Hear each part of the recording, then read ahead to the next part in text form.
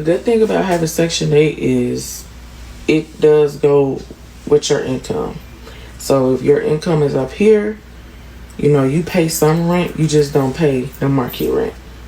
If your income is down here, then you pay a smaller amount of rent. But still, it's the income that matters.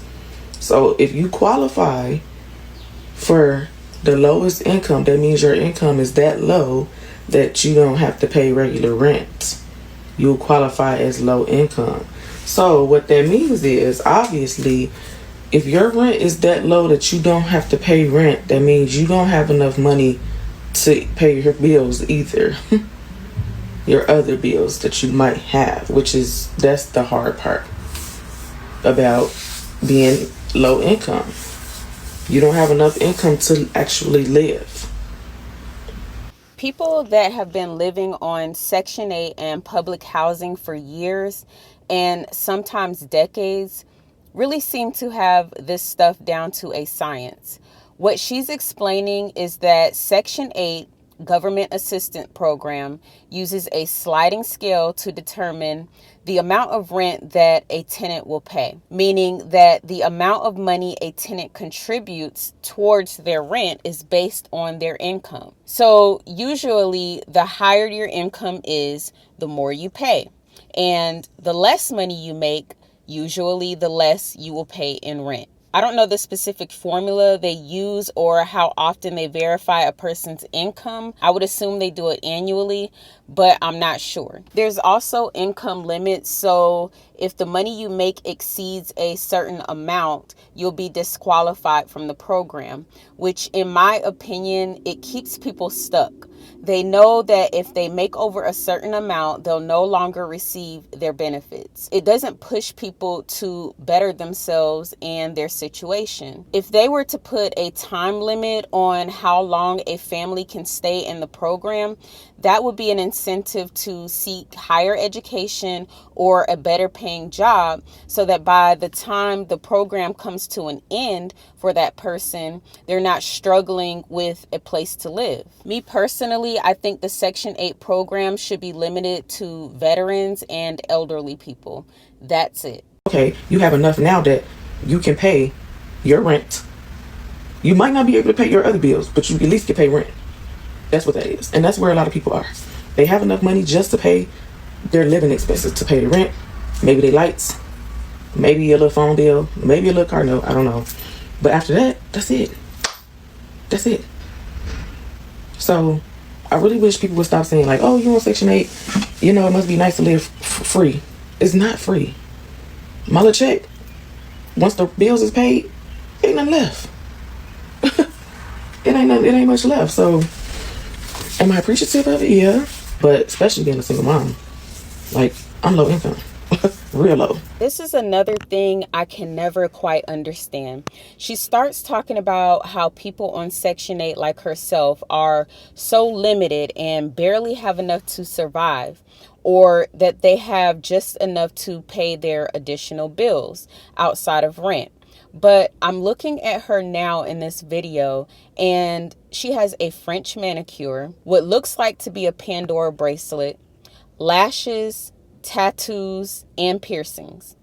Now, as far as I know, all of these things she should have to pay for herself unless someone else gave her the money. Regardless, it takes extra income to be able to do these things.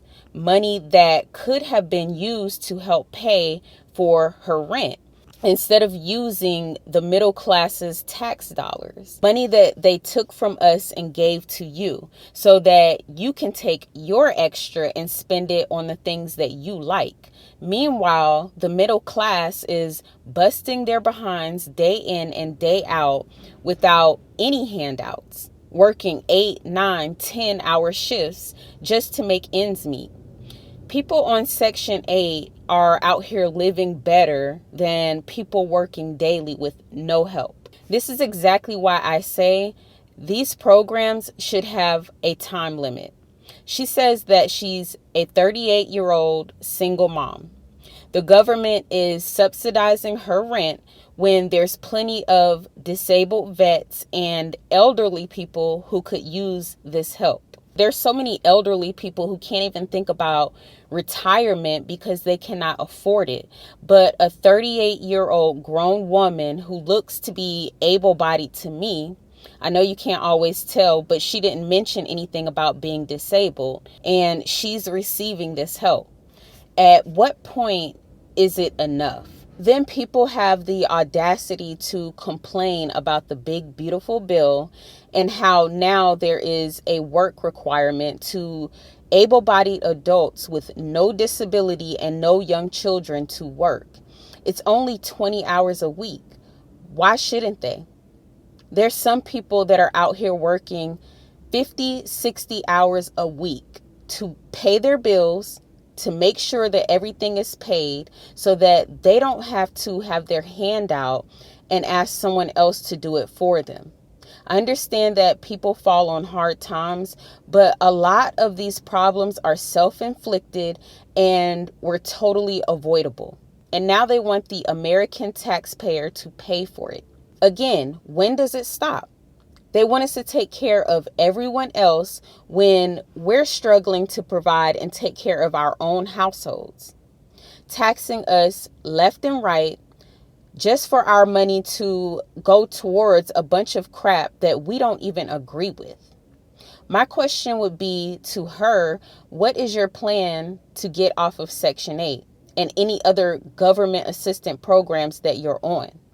This program has done more harm in my eyes than good, especially when it comes to the nuclear family. Most of these women have traded husbands and fathers in exchange for these programs. It has emboldened them to double down on the mindset of not needing a man and to keep having children outside of wedlock because they know someone else besides the father will step in to take care of them. To me, this is insane. Let me know what you think in the comments. If you like my video, please subscribe to my channel and I will see you in the next video.